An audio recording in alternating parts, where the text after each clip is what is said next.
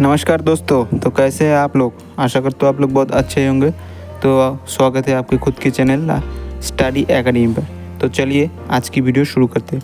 आज की वीडियो का टॉपिक है एसएससी का प्रीवियस ईयर का फिजिक्स का क्वेश्चन। तो आप लोग अच्छे से नोट कीजिएगा और अच्छे से पढ़ाई कीजिएगा। तो चलिए शुरू करते हैं आज की वीडियो। आज का पहला question, the mass of an object is a, यानी एक वस्तु का भार यानी मास इनमें से कौन सा है। Option A fundamental quantity, option B physical quantity, option C scalar quantity, option D all of this.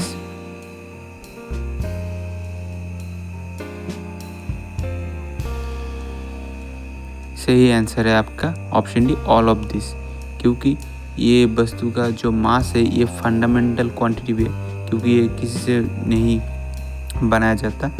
और फिजिकल क्वांटिटी इसलिए है, इसको नापा जा सकता है, मेजर किया जा सकता है। और स्केलर क्वांटिटी इसलिए है, इसका कोई डायरेक्शन नहीं है। तो ये तीनों ही ऑप्शन होगा, इसलिए सही आंसर है option D all of this.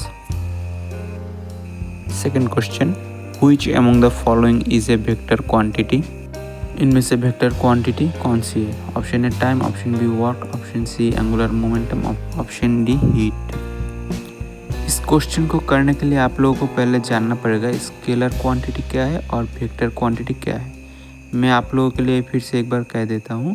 Scalar quantity वो है जिसका कोई डायरेक्शन यानी दिख नहीं होता, ओनली मेजरमेंट करा जाता है यानी परिमाप होता है। और वेक्टर क्वांटिटी वो है जिसका डायरेक्शन और मेजरमेंट दोनों ही करा जाता है, यानी दिख भी है और मेजर भी किया जाता है, वो है वेक्टर क्वांटिटी।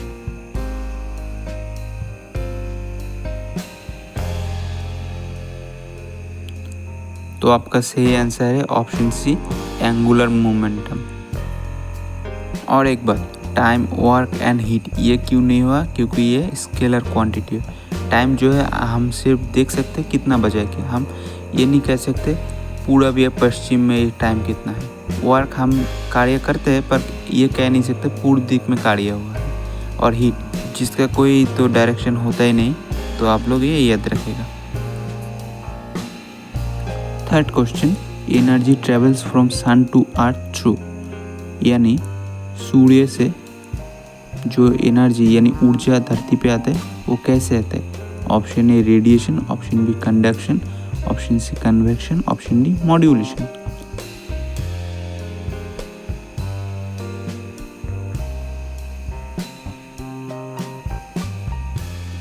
सही आंसर है आपका ऑप्शन ए रेडिएशन, यानी विकिरण पद्धति से। ये जो कंडक्शन होता है, कंडक्शन मीन्स सॉलिड मीडियम से ऊर्जा पास होती है, ये होते हैं कंडक्शन। यानी आप मान लीजिए लोहे के रॉड से हीट जब पास होता है तब कंडक्शन। और ऑप्शन सी कन्वेक्शन, ये जो होता है दूर से ऊर्जा सेक लेना है, यानी आप लोग कभी कभी आँख को दूर से सेकते हैं ना, ये जो होता है ये है कन्वेक्शन। और ये मॉड्यूलेशन कोई सिस्टम नहीं होता है एनर्जी पास करने।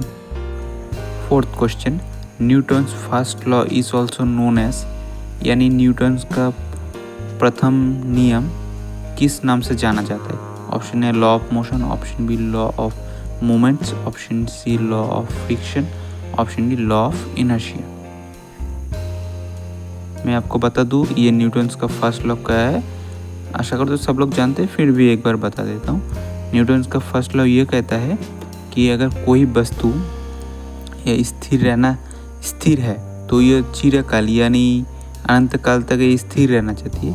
और कोई वस्तु ये अगर गति में है तो वो वस्तु गति में ही रहना चाहती है, जब तक उनमें बाहर से कोई फोर्स अप्लाई ना होते तब तक। तो ये है न्यूटन्स का फर्स्ट लॉ। सही आंसर है आपका option D law of inertia. ये लॉ ऑफ इनर्शिया का मतलब है आलस। आप लोग कभी भी देख सकते हैं, आपको कोई काम बता दे ये कर दो, तो आप क्या करते हो, करना नहीं चाहते, उस जगह से आप उठना नहीं चाहते। तो ये है आपका इनर्शिया। तो ये फर्स्ट लॉ और law of inertia near equal to similar है, ठीक है। और ये आपको बता दूँ लॉ ऑफ इनर्शिया बताया गैलीलियो ने, आप लोग याद रखिएगा। Fifth question, parsec is the unit measurement of, option A astronomical distance, option B orbital velocity of giant stars, option C brightness of heavenly bodies, option D density of stars.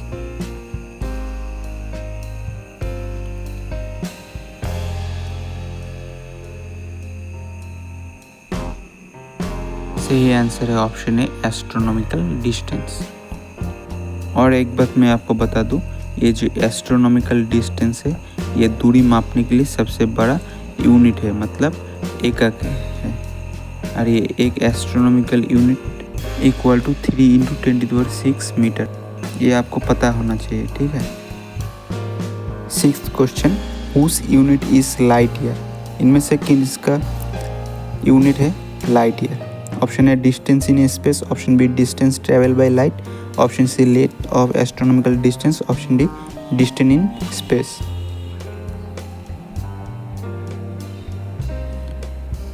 सही जवाब है आपका option B distance travel by light. आप लोग question में year है ये समझ के टाइम का यूनिट मत सोचना। ये लाइट ईयर मतलब होता है एक वर्ष में प्रकाश यानी लाइट कितनी दूर जाती है, यानी डिस्टेंस तय करती है, ठीक है। तो लाइट ईयर डिस्टेंस नापने की यूनिट है।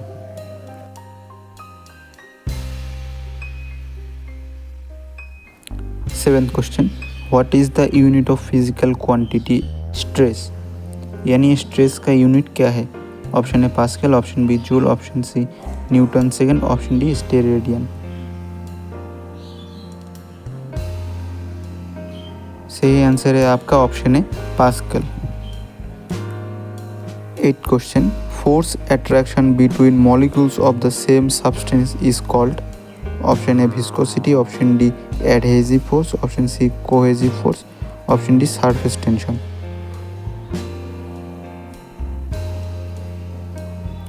सही आंसर है आपका option C cohesive force. Same molecules के अंदर कोहेसिव फोर्स काम करता है, ठीक है। 9th question, when iron rust is wet, यानी लोहे में जब जंग लग जाता है तब उसका वजन कमता है या बढ़ता है? Option A increases, option B decreases, option C first increases and then decreases, option D remains is the same.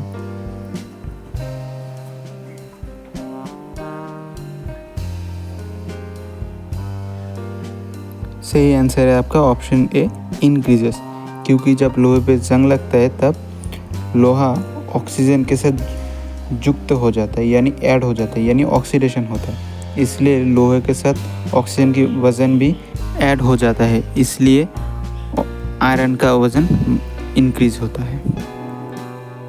10th question, what is the SI unit for measuring pressure, यानी प्रेशर मापने की एकक एसआई यूनिट क्या है? Option A kelvin, option B candela, option C pascal, option C ampere.